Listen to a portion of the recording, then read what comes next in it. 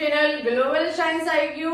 I hope आप सभी लोग बहुत ही अच्छे होंगे, बिंदास होंगे और आपकी तैयारी भी बहुत ही बेहतरीन चल रही होगी।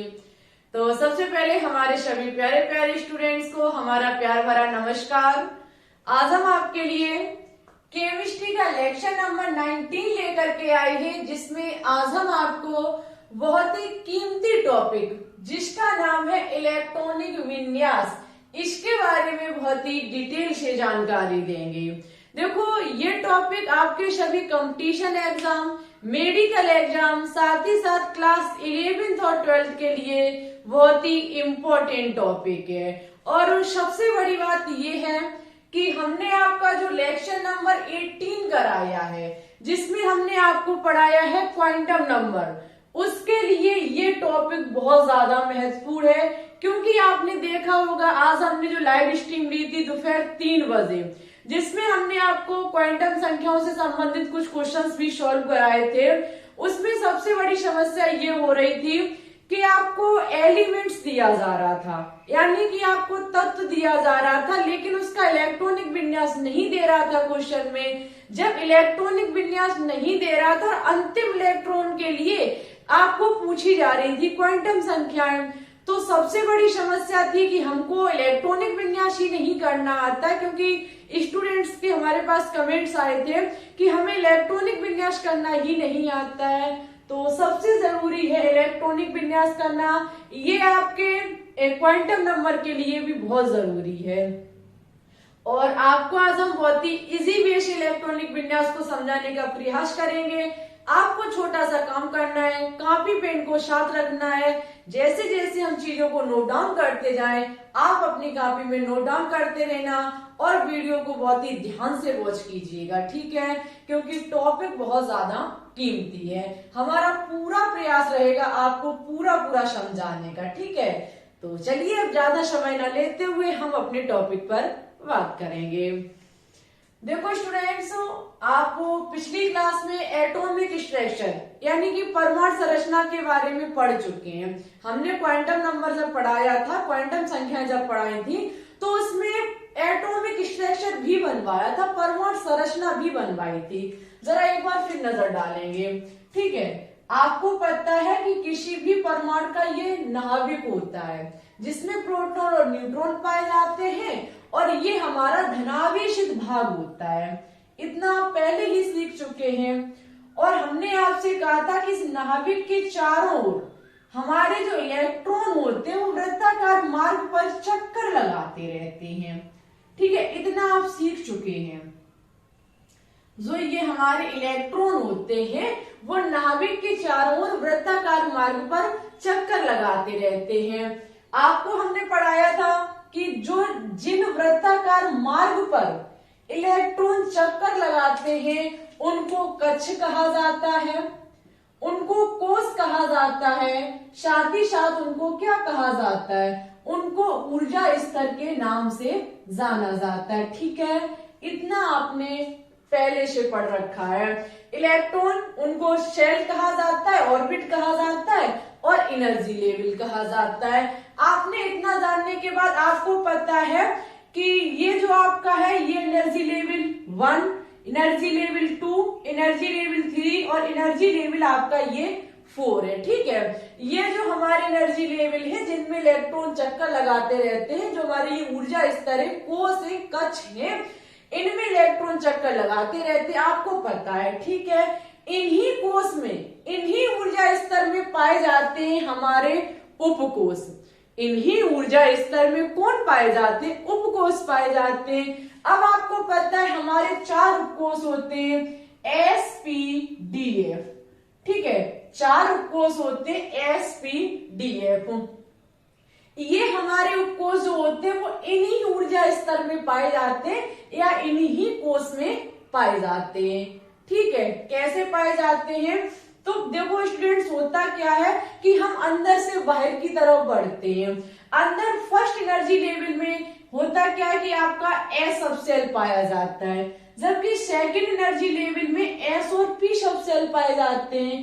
थर्ड एनर्जी लेवल में SP, D सब सेल पाया जाता है।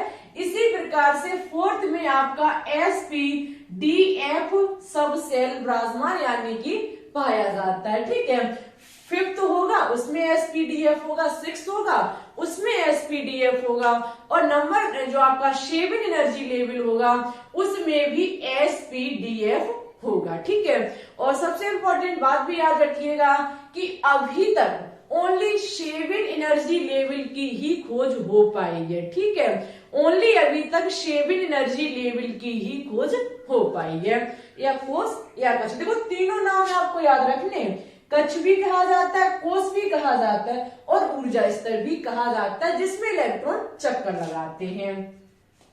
अब देखो सबसे बड़ी बात यह है कि फर्स्ट एनर्जी लेवल में भी एस है, सेकंड में भी एसपी है, थर्ड में एसपीडी है, फोर्थ में एसपीडीएफ। हम भाई कैसे पता चलाएंगे कि ये फर्स्ट एनर्जी लेवल का एस है, ये सेकंड एनर्जी लेवल का एस है, थर्ड का है, फोर्थ का है, किसका है? मीन्स हम ऐसे कैसे पता लगाएंगे?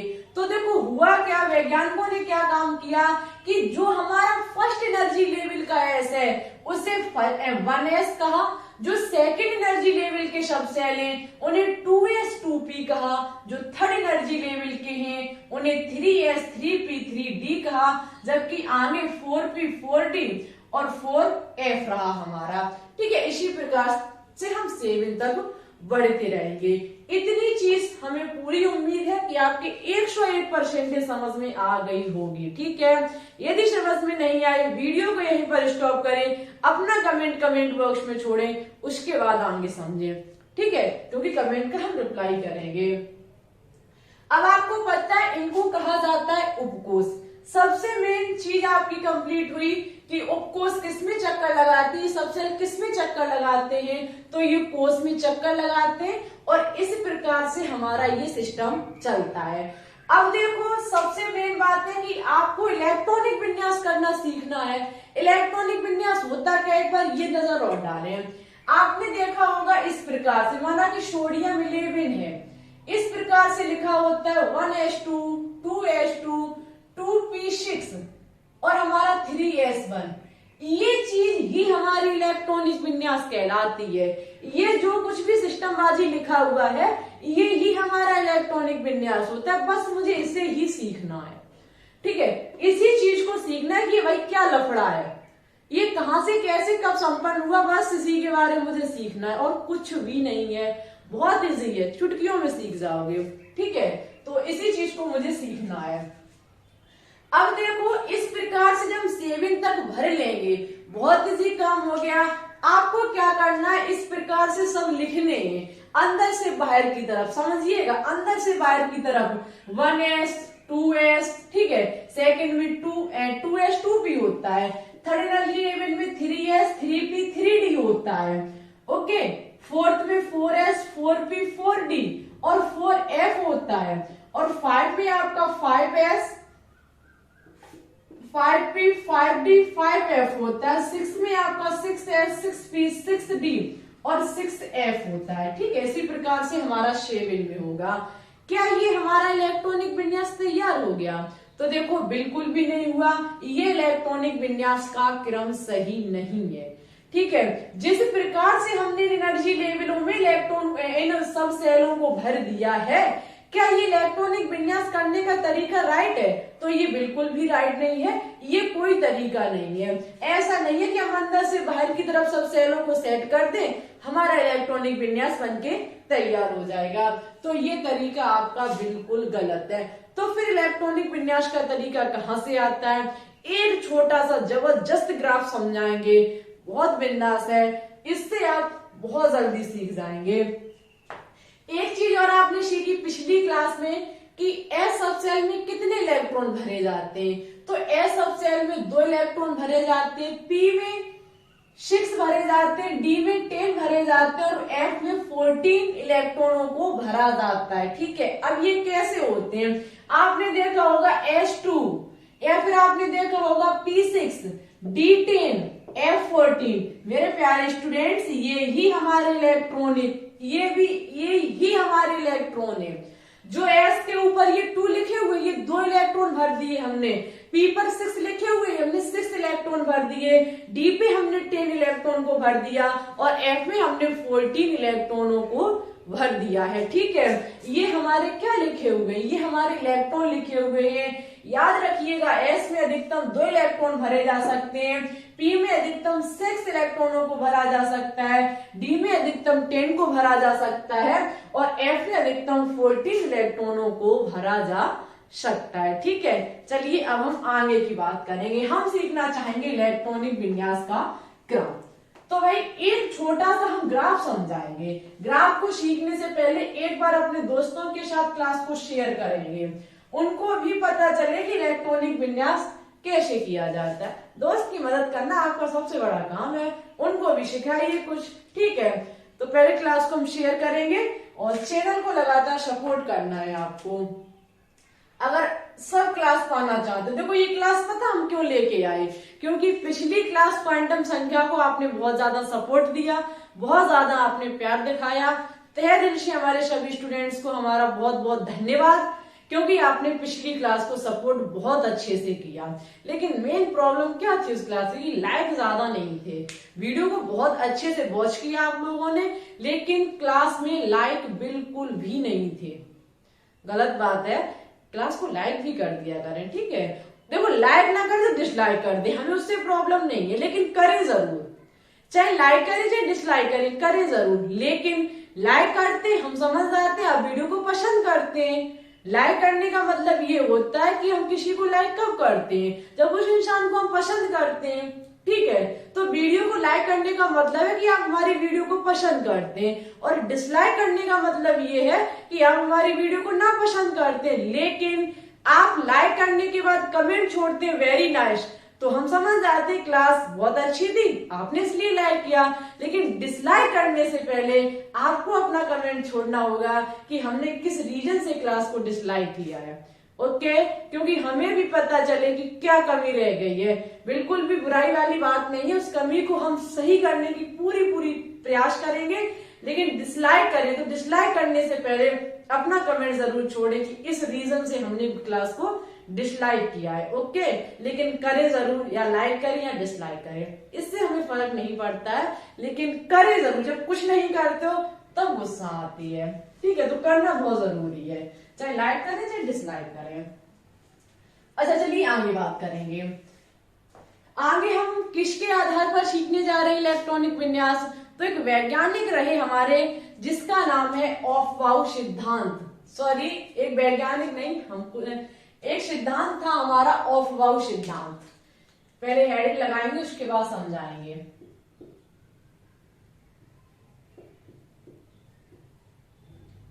ऑफबाउ सिद्धांत। सबसे मेन बात यह है कि ये मत समझिएगा कि ऑफबाउ सिद्धांत जो है वो ऑफबाउ सिद्धांत किसी वैज्ञानिक के नाम पर है, तो ये बात बिल्कुल गलत है। ऑफबाउ सिद्धांत किसी वैज्ञानिक के नाम पर नहीं दिया गया है। ऑफबाउ एक जर्मनी शब्द है। ऑफबाउ एक जर्मनी शब्द है जिसका अर्थ होता है रचना करना। ओके, जिसका अर्थ होता है रचना करना, ये चीज भी याद रखिएगा। ऑफबाउ सिद्धांत जो है वो किसी वैज्ञानिक के नाम पर नहीं है। ऑफबाउ शब्द जो है वो जर्मनी भाषा का शब्द है जिसका अर्थ होता है रचना करना। ठीक है, अब देखो ऑफबाउ वैज्ञानिक जो रहे उन्होंने बहुत ही मस्त ट्रिक दी। ट्रिक छोड़ो, एक ग्राफ दिया। ग्राफ कैसे था उसको समझिए।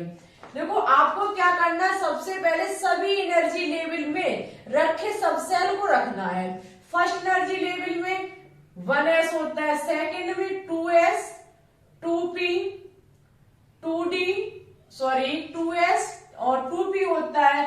थर्ड एनर्जी लेवल में 3s, 3p और 3d होता है। 4 में आपका 4s, 4p, 4d और 4f होता है। ओके, आगे आपका 5s, 5p, 5d और 5f होता है। आगे आपका 6s, 6p, 6d और उसके बाद आपका क्या होता है 6f। इसी प्रकार से 7s होता है, 7p होता है, 7d होता है, 7f होता है। 1 मिनट हम कैमरे में देख करके आएंगे कि नीचे का दिख रहा है या नहीं दिख रहा है। ओके,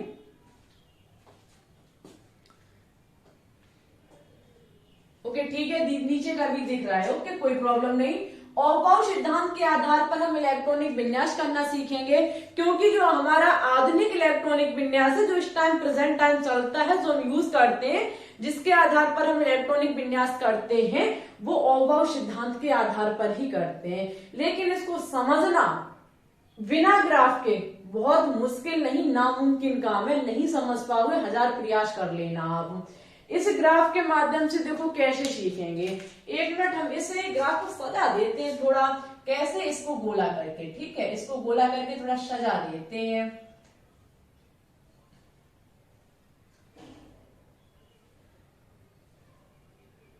और भाई एक बात और आप लोगों से हमें बोलनी थी कि यदि आप क्वेश्चंस को सॉल्व करना चाहते हैं, इन टॉपिक जो हम शाम को कराते हैं, ठीक है, इनसे संबंधित यदि क्वेश्चन को सॉल्व करना चाहते हो तो आपको 3 बजे लाइव क्लास में आना पड़ेगा।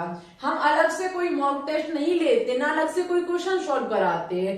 आपको यदि टॉपिक, डेली टॉपिक के क्वेश्चंस को रिवीजन करना है तो आपको शाम 3 बजे लाइव में आना होगा। हम शाम 3 बजे 500 क्वेश्चंस की एक वेस्ट सीरीज चला रहे हैं, जिसमें आपको इन टॉपिकों से, जो हम शाम को टॉपिक कराते हैं, वो 3 बजे लाइव में क्वेश्चंस को सॉल्व करा देते हैं। ठीक है, तो शाम 3 बजे लाइव जरूर आया करें। हम डेली शाम 3 बजे लाइव आते हैं। अब देखो क्या काम करना है, अप से डाउन की तरफ। एक आपको रेखा करनी है अप से डाउन की तरफ। कैसे? ऊपर से यहां से पेन रखिए, नीचे की तरफ कर दीजिए। ऊपर से ऐसे रखिए, नीचे की तरफ कर दीजिए। आपकी सीधी कटते हुए चले जाएंगे, कोई टेंशन बाजी नहीं, डायरेक्ट आपका कटता हुआ चला जाएगा। ये देखिए, आपका इलेक्ट्रॉनिक विन्यास बनके तैयार हो गया। अप से डाउन की तरफ तिरछी रेखा को कर दीजिए और इस प्रकार से आप क्या कीजिए, निशान लगा दीजिए, यानी कि ऊपर से नीचे की तरफ। अब भाई आपको क्या करना है कि जिस हिसाब से आपके ये कटते हुए चले गए, बस उसी हिसाब को आपको रखते हुए चले जाना है और उसी हिसाब से आपको इलेक्ट्रॉनिक विन्यास करना है। कैसे? देखो हम इसको लिखेंगे, देखना कैसे लिखेंगे। सबसे पहले कौन सा कटा? 1s। सबसे पहले 1s, उसके बाद आप देखेंगे 2s, 2s के बाद आप देखेंगे 2p, 2p के बाद देखेंगे 3s, 3s के बाद देखेंगे 3p, ठीक है, 3p के बाद आप देखेंगे 4s और 4s के बाद किसका नंबर आया? 3d का। 3d के बाद किसका नंबर आया? 4p का। 4p के बाद नंबर किसका आया? 5s का। 5s के बाद 4d, 4d के बाद 5p, 5p के बाद आया 6s, 6s के बाद आपका आया 5d, ठीक है, 5d के बाद आपका आया 6p, 6p के बाद 7s, 7s के बाद 5f, 5f के बाद 6d, 6d के बाद 7p, उसके बाद 6f, उसके बाद 7d और उसके बाद हमारा 7f। ठीक है, जिस प्रकार से हमारे रेखा में ये कटते हुए सब सेल चले गए, हमने उसी रेखा के हिसाब से इलेक्ट्रॉनिक विन्यास को रख दिया। बस ये ही ऑफबाउ सिद्धांत के आधार पर इलेक्ट्रॉनिक विन्यास है। आपको ये चीज याद ना हो कोई बात नहीं, ओनली ग्राफ को याद कर लीजिए। कभी प्रॉब्लम आए तुरंत पेंसिल का यूज कीजिए, ग्राफ बनाइए, कट कीजिए, इलेक्ट्रॉनिक विन्यास नोट डाउन कीजिए और बड़े बड़े इलेक्ट्रॉनों का इलेक्ट्रॉनिक विन्यास सॉल्व करके रख दीजिए, कोई समस्या नहीं आएगी। बहुत ये ग्राफ बहुत इजी है, सबसे इजी ग्राफ है। ठीक है, हम क्या करेंगे, अप से डाउन की तरफ काटते हुए चले जाएंगे। इस प्रकार से आपको इलेक्ट्रॉनिक विन्यास करना है। आप कह सकते हैं कि पहले 4s आया उसके बाद 3d आया, तो बेटा ऐसा है कि ये हमारे ऊर्जा के बढ़ते क्रम में इलेक्ट्रॉनिक विन्यास दिया गया है। इलेक्ट्रॉनिक विन्यास का यही क्रम बिल्कुल राइट है। ठीक है, अब हम इसके एग्जाम्पल से आपको समझाने का प्रयास करेंगे। ठीक है, इसके एग्जाम्पल के आधार बहुत इजी तरीके से कैसे सीखेंगे,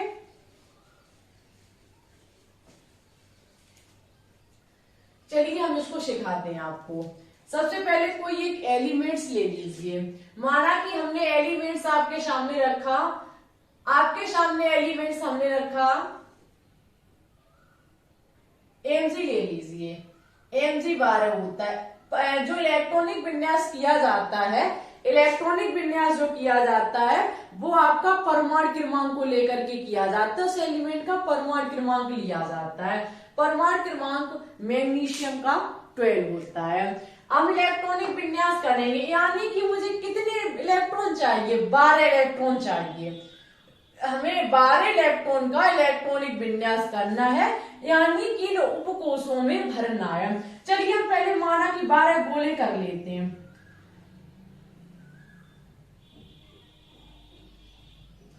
ये हमारे 12 गोले हो गए, यानी कि हमारे 12 इलेक्ट्रॉन हो गए। सबसे पहले हम क्या करेंगे, इस क्रम को नोट डाउन करेंगे। थोड़े कर लेते, एक सेकेंड। माना कि हमें 12 इलेक्ट्रॉन भरने हैं, ठीक है। 12 इलेक्ट्रॉन जब हम भरेंगे तो सबसे पहले हमारा क्या आता है? 1s। सबसे पहले हमारा क्या आता है? 1s। 1s, s में अधिकतम कितने इलेक्ट्रॉन भरे जा सकते हैं? 2 इलेक्ट्रॉन भरे जा सकते हैं, यानी कि हमने इनमें से 2 इलेक्ट्रॉनों को भर दिया।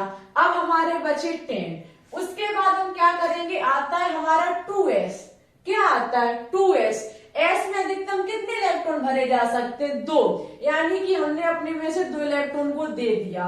उसके बाद हमारा क्या आता है? 2p। p में अधिकतम कितने इलेक्ट्रॉन भरे जा सकते हैं? 6 इलेक्ट्रॉन। 1 2 3 4 5 6, यानी कि 6 इलेक्ट्रॉन को हमने अपने में से दे दिया। उसके बाद हमारा क्या आता है? 2p के बाद हमारा आता है 3s। क्या आता है? 3s, यानी कि हम s में अधिकतम कितने इलेक्ट्रॉन भरे जाते हैं? 2, और हम पर थे कितने? 2, यानी कि हमारा इलेक्ट्रॉनिक विन्यास बनके तैयार हुआ 1s2 2s2 2p6 3s2। अगला इलेक्ट्रॉनिक विन्यास करना और सीखेंगे, एक से नहीं सीखेंगे, और से भी हम सिखाने का प्रयास करेंगे।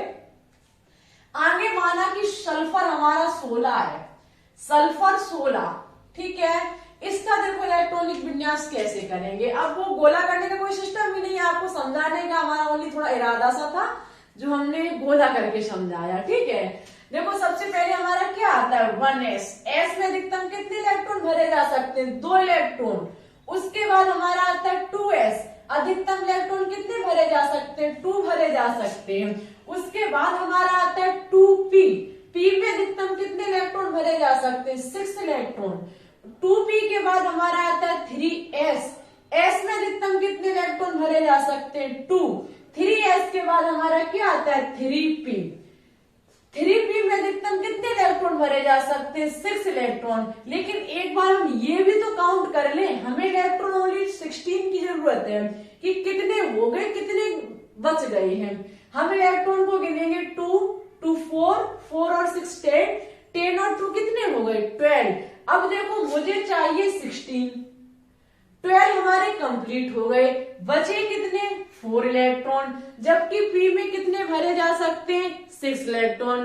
भाई सीधा सिद्धांत है, हमसे मांगने वाला बंदा 6 है, यानी कि हमसे मांग रहे हैं कोई भी बंदा जो 6 रुपए मांग रहा है, लेकिन हमारी जेब में ओनली 4 रुपए ही है। तो बताइए, हम ऐसा तो नहीं है कि 6 की कहीं से व्यवस्था कर सके, नहीं कर पाएंगे, क्योंकि प्रेजेंट टाइम जेब में हमारे ओनली 4 रुपीज है। तुम लाख मांगो, 1000 मांगो, करोड़ मांगो, हमें इससे फर्क नहीं पड़ता है, लेकिन जितने हैं देंगे तो हम उतने ही, ठीक है। उसी प्रकार से हमारी जेब में ओनली है 4 इलेक्ट्रॉन, लेकिन मांगने वाले भैया मांग 6 रहे हैं तो नहीं दे पाएंगे। जितने हमारे पास है उतने ही देंगे, यानी कि हम कितने देंगे? 4 इलेक्ट्रॉन, ठीक है। 4 इलेक्ट्रॉन हमने दे दिए, हमारा कंप्लीट हो गया।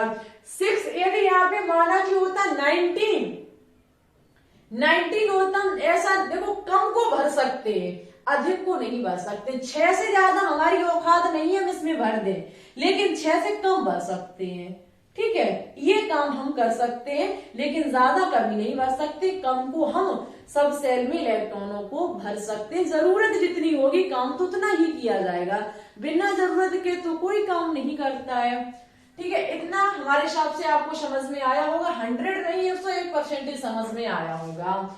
एक चीज से हम इलेक्ट्रॉनिक विन्यास करना और सीखेंगे। माना कि आपको कभी कभी क्या होता है कि Na+ का इलेक्ट्रॉनिक विन्यास करने को दे दिया जाता है। प्लस का मतलब क्या हुआ, आयन का इलेक्ट्रॉनिक विन्यास। कभी माइनस का, कभी धनायन का, कभी ऋणायन का, कभी किसी का जब इलेक्ट्रॉनिक विन्यास करने को दे दिया जाता है तो बहुत बड़ी समस्या पैदा हो जाती है कि हम इसका इलेक्ट्रॉनिक विन्यास कैसे करेंगे। तो देखो होता क्या है, सबसे पहले आपको प्लस का मतलब पता होना चाहिए, धनायन का मतलब पता होना चाहिए। तो धनायन का मतलब क्या होता है कि किसी भी तत्व पर, किसी भी एलिमेंट पर धनायन कब आएगा, किसी भी एलिमेंट पर धनायन कब आएगा, जब ये अपने में से एक इलेक्ट्रॉन का दान कर देगा। जब किसी भी यानी कि हमारा एलिमेंट अपने में से जब इलेक्ट्रॉन का दान करता है, अपने में से इलेक्ट्रॉन को त्यागता है, तब उस पर धनायन चार्ज आता है, और जब वो इलेक्ट्रॉन को ग्रहण करता है तो उस पर ऋणायन चिन्ह आता है, यानी कि माइनस आता है। ओके, हम बिल्कुल कह सकते हैं दावे के साथ कि सोडियम ने अपने में से एक इलेक्ट्रॉन का दान किया है। जब इसने अपने में से इलेक्ट्रॉनिक का दान किया है तो सबसे पहले हम नॉर्मल सोडियम का इलेक्ट्रॉनिक विन्यास करेंगे, यानी कि Na11 का इलेक्ट्रॉनिक विन्यास करेंगे। इसका इलेक्ट्रॉनिक विन्यास निकल के आएगा 1s2 2s2 2p6, और हमारा निकल के आएगा 2p6 3s1, यही तो निकल के आएगा। अब देखो जब ये हमारा निकल के आ गया, जबकि मुझे चाहिए किसका, सोडियम Na+ का, Na+ का। एक चीज और जरा ध्यान दीजिए, 1 सेकंड का वेट करेंगे, ठीक है। हाँ तो देखो सोडियम 11 का ये इलेक्ट्रॉनिक विन्यास हमारा कंप्लीट हुआ। अब मुझे करना किसका, सोडियम प्लस का, ठीक है। तो हम क्या काम करेंगे, आपको एक चीज हम बताने जा रहे हैं। माना कि ये हमारा जो सोडियम है ये इसका नाभिक है, सोडियम एक एलिमेंट से परमाणु है, इसका ये नाभिक है, और ये इसके क्या है, ये इसके हैं एनर्जी लेवल, जिसमें इलेक्ट्रॉन क्या करेंगे, गति कर रहे हैं, ठीक है। इलेक्ट्रॉन इसमें चक्कर लगा रहे हैं। आप एक चीज देखेंगे कि फर्स्ट एनर्जी लेवल में कौन है, 1s2, जबकि सेकंड एनर्जी लेवल, ये जो नंबर लिखे हुए हैं ये एनर्जी लेवल को बताते हैं, ये जो आगे नंबर लिखे हुए हैं ये किसको बताते हैं, ये एनर्जी लेवल को बताते हैं। फर्स्ट एनर्जी लेवल में 1s2 है, सेकंड एनर्जी लेवल में 2s2p6 है, जबकि थर्ड एनर्जी लेवल में 3s1 है। 1 में हमारा 1s2 है, सेकंड एनर्जी लेवल में 2s2 2p6 है, जबकि थर्ड में हमारा क्या है, 3s1। अच्छा बताइए, जब हम इलेक्ट्रॉन को निकालेंगे, जब हम सोडियम में से इलेक्ट्रॉनों को निकालेंगे तो हम कहां से निकालेंगे, बाहर से, सबसे अंतिम कोष से ही तो निकालेंगे, अंतिम एनर्जी लेवल से ही तो निकालेंगे। तो इलेक्ट्रॉन हमारा कहां से निकलेगा, लास्ट वाले सबसेल से निकलेगा, और सब सेल यानी कि उसके सेल से निकालेंगे, लास्ट सेल के सब सेल से निकालेंगे। ओके, यानी कि लास्ट ऊर्जा स्तर के उपकोष या फिर उप ऊर्जा स्तर से निकालेंगे।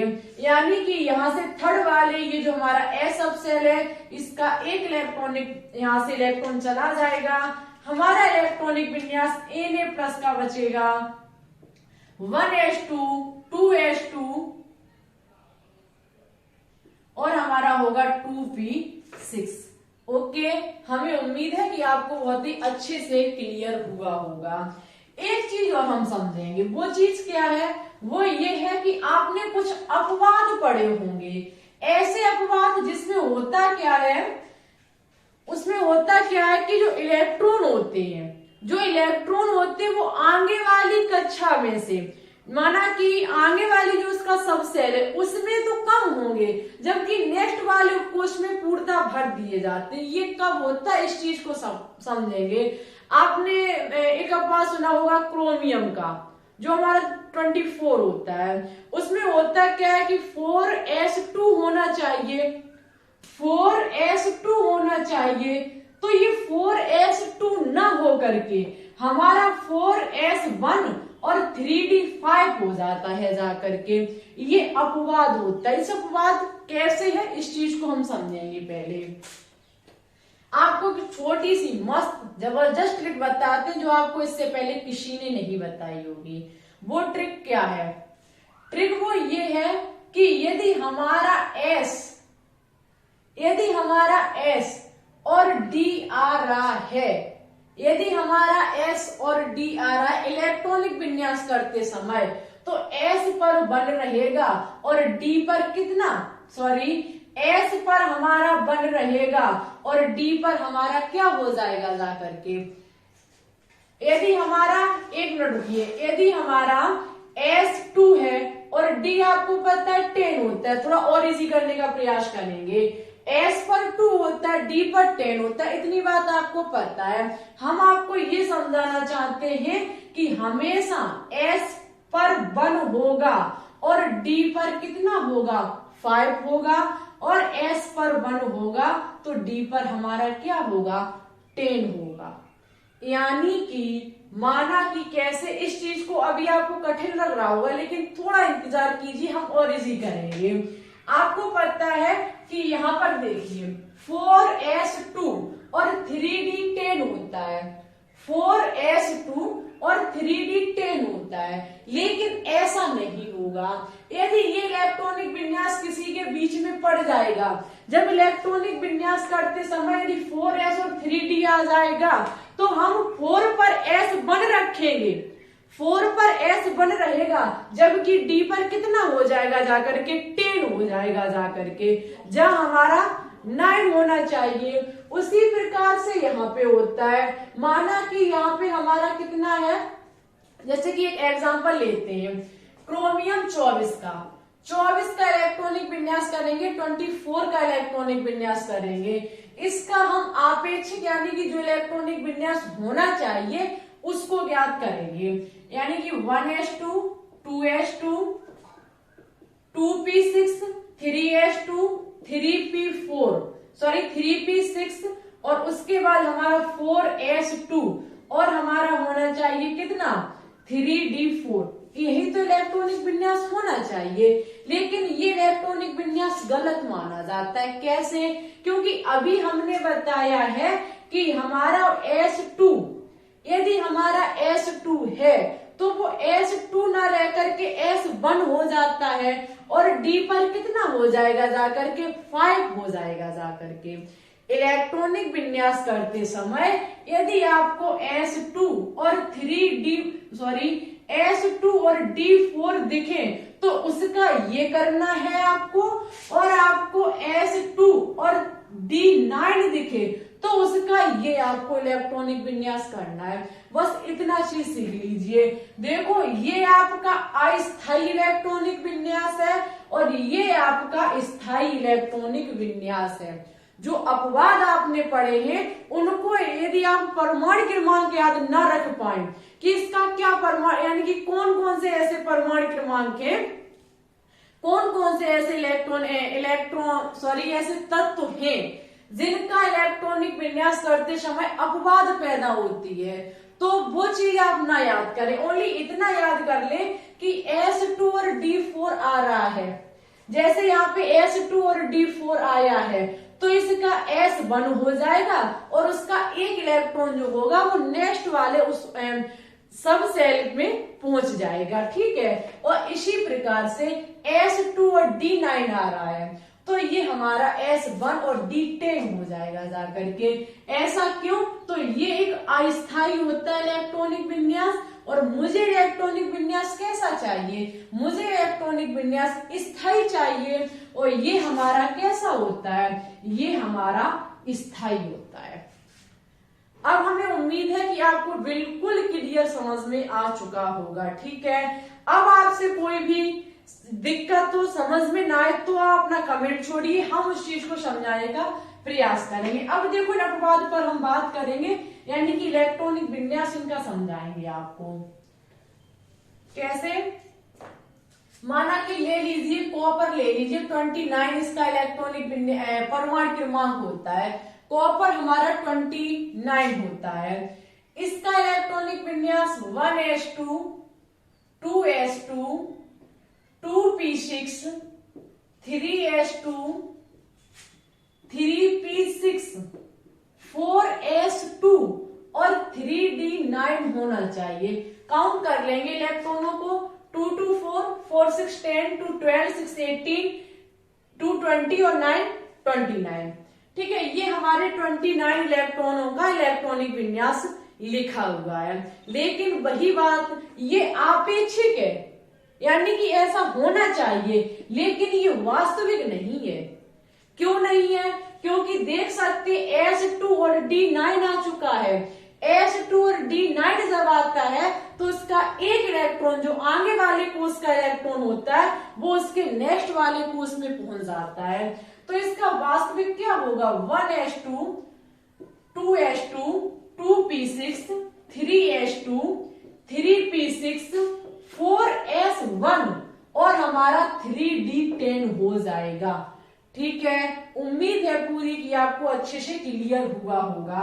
माना कि Cu प्लस का कभी इलेक्ट्रॉनिक विन्यास दे दिया जाए तब आप क्या करेंगे? Cu प्लस का जब इलेक्ट्रॉनिक विन्यास दे दिया जाता है तो सबसे बड़ी समस्या ये आती है कि प्लस का मतलब क्या होता है? इलेक्ट्रॉन को त्यागना, यानी कि इलेक्ट्रॉन को अपने से निकालना। तो हमने देखा कि कभी कभी क्वेश्चन ये आता है कि इलेक्ट्रॉन यहां से निकाला जाएगा या यहां से निकाला जाएगा। ओके, इलेक्ट्रॉन कहां से निकाला जाएगा?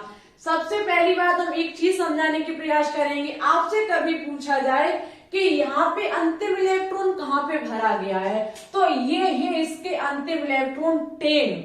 ये हमारे अंतिम, माना कि कभी Cu में आपको चारों क्वांटम संख्याएं पूछ ली जाए अंतिम इलेक्ट्रॉन के लिए, तो इसका ये रहा अंतिम इलेक्ट्रॉन। ठीक है, लेकिन इलेक्ट्रॉन निकाले कहां से जाते हैं? तो आप अभी उसी चीज के माध्यम से हम आपको सिखाते हैं। माना कि ये रहा नाभिक, किसका? कॉपर का। ठीक है, और ये है इसके क्या? सेल। सेल में कौन चक्कर काटेगा? इलेक्ट्रॉन। और इनमें कोष में होता कौन है? उपकोष। अब समझो, थोड़ा बड़ा बनाए दो, हम कोई कलाकार नहीं है, जैसा है वैसा बोला मान लीजिए। ठीक है, आपको पता है फर्स्ट एनर्जी लेवल में क्या भरा हुआ है? 1s। फर्स्ट एनर्जी लेवल में क्या है? 1s। सेकेंड एनर्जी लेवल में क्या है? 2s और 2p। सेकेंड में है 2s और 2p। थर्ड एनर्जी लेवल में क्या है? 3s, 3p और 3d। 3s, 3p और 3d। जबकि 4 में क्या है? 4s। अच्छा, अभी वही बात हमने आपसे बोली थी कि हमेशा इलेक्ट्रॉनों को कहां से निकाला जाता है? हमेशा इलेक्ट्रॉन को उस एलिमेंट के अंतिम कोष से निकाला जाता है। अब बताइए इसका अंतिम कोष कौन सा है? 4s। ये 4s 3d से पहले बेसिक आया है, ये तो ऑपवर्क सिद्धांत के अनुसार दिया गया है, लेकिन अंतिम कोष तो इसका यही माना जाएगा 4s वाला, क्योंकि 3d तो पहले आता है। इलेक्ट्रॉन यहां से नहीं निकाला जाएगा, इलेक्ट्रॉन 4s से निकाला जाएगा। ठीक है, इलेक्ट्रॉन 4s से निकाला जाएगा, क्योंकि इलेक्ट्रॉन हमारा हमेशा अंतिम कोष के सब सेल से निकाला जाता है।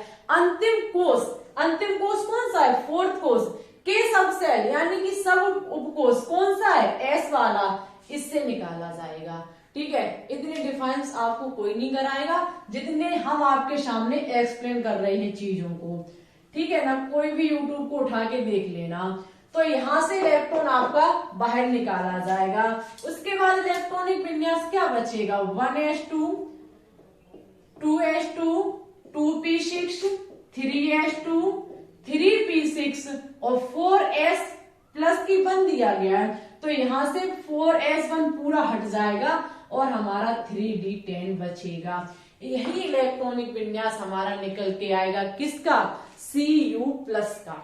ठीक है, Cu प्लस का यही हमारा इलेक्ट्रॉनिक विन्यास निकल के आएगा। सबसे पहले कुछ लाइन आप लिख सकते हैं, यहाँ पे आपको नजर आ रही होंगी बोर्ड साइड, यहाँ पे आपको बोर्ड पर कुछ लाइनें नजर आ रही होंगी। लिखा हुआ है कि इस नियम के अनुसार, किस नियम के अनुसार?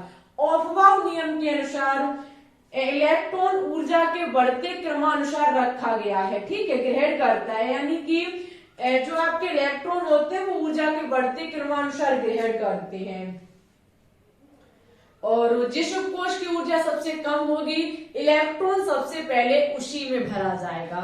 ओके, इलेक्ट्रॉन सबसे पहले उसी में भरा जाएगा जिस उपकोष की ऊर्जा सबसे कम होगी। ठीक है, अब वो कुछ चीजें और नोट डाउन करना चाहिए तो लिख सकते हैं आप क्या, आप उनको नोट डाउन कर लीजिए कि ऐसे कौन कौन से एलिमेंट्स हैं, ऐसे कौन कौन से हमारे परमाणु क्रमांक हैं जिनका इलेक्ट्रॉनिक विन्यास करते समय अपवाद उत्पन्न होती है। अपवाद उत्पन्न होती है तो एजिस हमने आपको समझा दिया है, लेकिन फिर भी उनके नाम भी लिख लीजिए कि परमाणु क्रमांक ऐसे कौन कौन से हैं।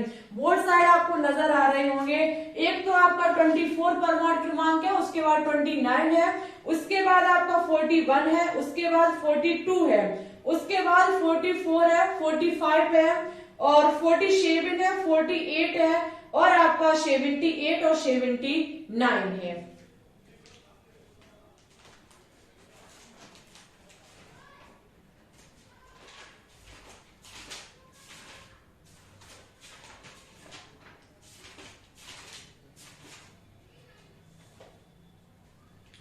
ठीक है, तो ये आप लिख लीजिए जो भी हमने आपको बताए हैं, इनको आप लिख लीजिए। इसमें होता क्या कि एस उपकोष में 2 इलेक्ट्रॉन होते हैं, परंतु इन सभी में काम क्या होता है कि एस उपकोष में से 1 इलेक्ट्रॉन डी उपकोष में चला जाता है। ठीक है, क्योंकि ये अतिरिक्त स्थायी विन्यास ग्रहण कर लेता है। देखो अभी जानने का नहीं भाई, होमवर्क और आपको देना है, आपके लिए होमवर्क और हमने रखा है। उस होमवर्क को आपका सबसे बड़ी बात है कि आप वो होमवर्क का आंसर नहीं देते हैं। जो भी क्वेश्चन यहाँ पर हम वर्क देते हैं उसका आप बिल्कुल कमेंट नहीं करते हैं।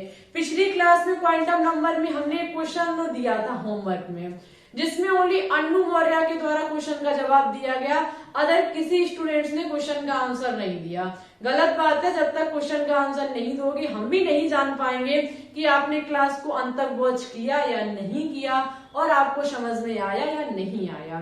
ठीक है, तो कमेंट जरूर किया करें, बताया करें क्लास कैसी लगी, क्वेश्चन का आंसर दिया करें, चाहे गलत दो चाहे सही दो, लेकिन देना बहुत जरूरी है। ठीक है, अगर क्वेश्चन का आंसर देते रहोगे तो हम भी जानते रहेंगे कि आपको समझ में आया या नहीं आया।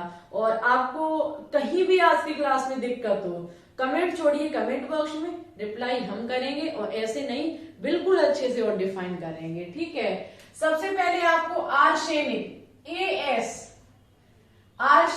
एएस का इलेक्ट्रॉनिक विन्यास करके दिखाना है।